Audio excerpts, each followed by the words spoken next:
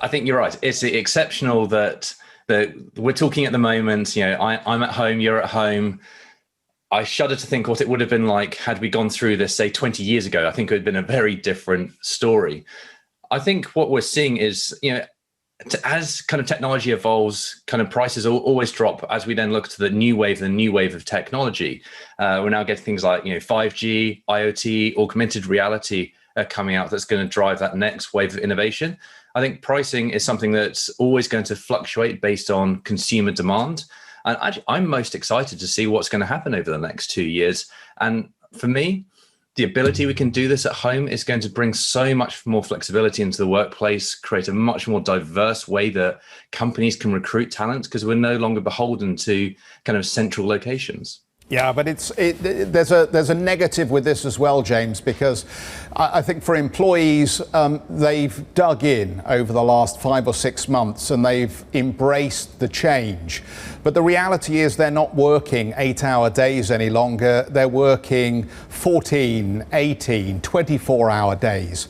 Is there going to come a point, do you think, where we have to revisit the nature of what working from home and these shifts actually mean for the way life and work is segmented? Because at the moment, I don't know about you, but it feels like everything's just bleeding in together, which actually has to have some consequences down the road, I think, for people's well-being and mental health.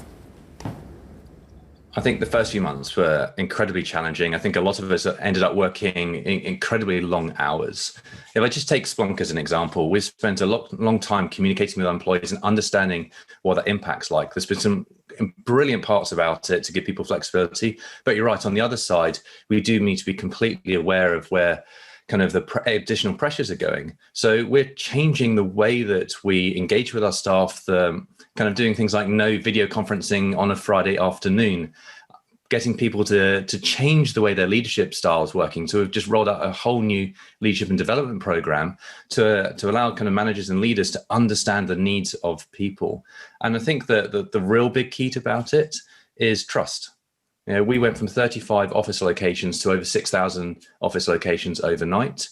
People are our greatest asset, and we've got to put the trust in them to be able to go and flex their work around and understand their needs and just adapt.